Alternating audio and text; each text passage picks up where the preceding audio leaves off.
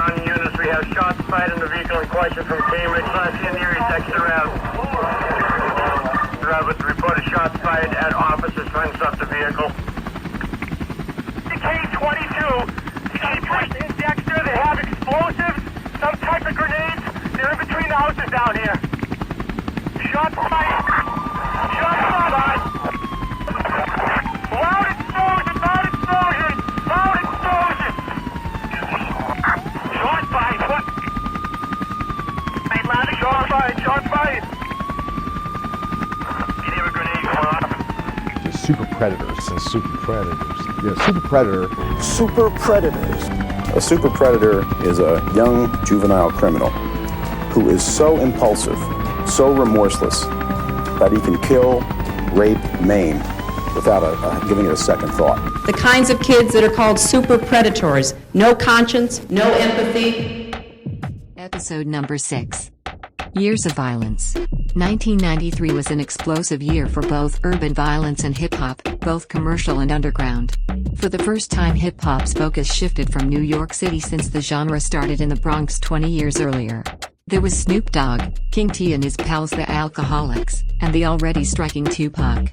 Of course, Do or Die New York returned, Serve, with KRS-One returning to the boom bap, Wu-Tang Clan rebranding an underappreciated borough as a kung fu fantasy, and Black Moon doubling down on skills and grit, paving the way for future release from Brooklyn-based boot camp clique, Smith & Wesson, Helter Skelter and the original Gun Clappers.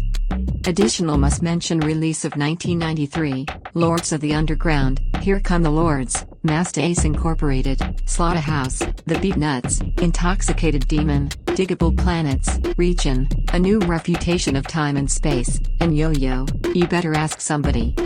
The Bay Area blossomed, with the Souls of Mischief from Hieroglyphics crew, informing the next 2 decades of explosive hyphy and implosive backpack rap. Memphis entrepreneurs 8 Ball and MJG dropped a echoing bomb, whose tremors are still being felt all over the South. Cypress Hill and Onyx had new allies in the Lollapalooza generation. The Roots emerged in Philly, Houston's Rap-A-Lot continued a 5-year winning streak, and rap ambassadors like Guru and De La Soul were ceding the spotlight in order to expose Americans' ears to rappers from France and Japan. However, as the primarily black musical genre has moved up the charts and into the mainstream, some eyebrows had begun to rise higher, even within the rap community. A number of radio stations in major urban markets started banning the music or masking certain words. The move revives an enduring debate over whether what comes out of our woofers can influence behavior.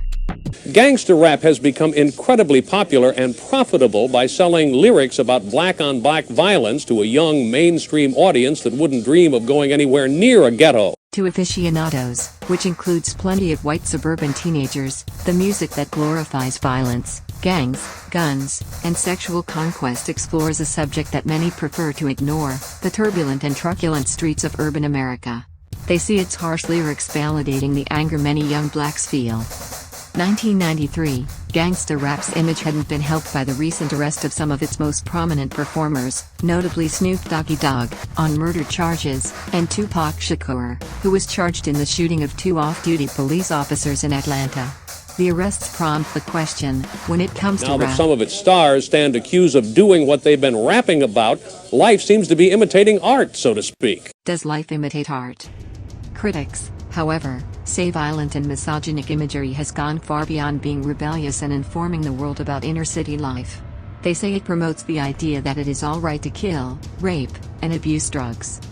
June 6, 1993, at a rally in New York, the Reverend Calvin Butts of the Abyssinian Baptist Church in Harlem drove a steamroller over hip-hop tapes and CDs he considered offensive.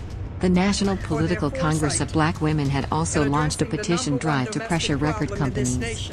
Meanwhile, with all the talent that comes from Boston, there is a surprising and disappointing lack of infrastructure to support that talent. As the world of hip-hop expands, Boston was still left in the shadows. If there's a ground zero of youth violence in Boston, it's Grove Hall, where the spine of Blue Hill Avenue connects streets best known as gang names during the crack epidemic of the late 1980s: Fayston, Brunswick, Cruston, Magnolia, Castlegate, Intervale. Where the Alamo grew up was an especially notorious Roxbury neighborhood known as H Block, encompassing Homestead Street, Herald Street, Humboldt Avenue and Holworthy Street, where homicide detectives constantly investigate slayings to no avail. Predator. Predators. Super predators. We're talking about a group of kids who are growing up essentially fatherless, godless, and jobless. Giving way to the super predator theory. This super predator myth is a theory in criminology that became popular in the 1990s in the United States, positing that there are some impulsive juvenile criminals who are willing to commit violent crimes without remorse. Through the late 1980s and early 1990s, Boston, like many cities in the United States, experienced an epidemic of youth gun homicides. Violence was particularly concentrated in poor inner-city neighborhoods including Roxbury, Dorchester, and Mattapan.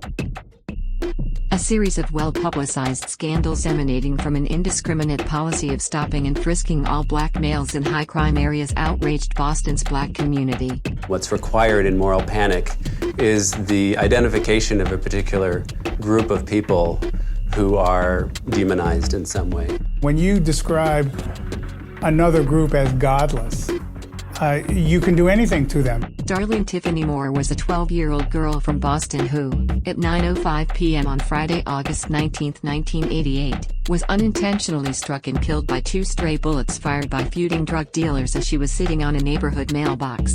Charles Chuck Stewart was an American murderer whose 1989 killing of his pregnant wife, Carol, generated national headlines. Stewart falsely alleged that Carol was shot and killed by an African-American assailant. The end result was years of increased police brutality to the already well-established abuse of power in Roxbury, Dorchester, and Mattapan. These times appeared hopeless. So now, gone were the days of smiling, dancing and seeking acceptance.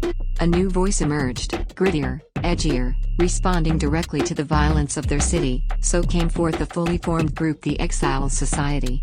Lack of any real opportunity in their city matched with a constant battle with abusive, brutal law authorities directly affected the lyrics, music and consciousness of the struggling group.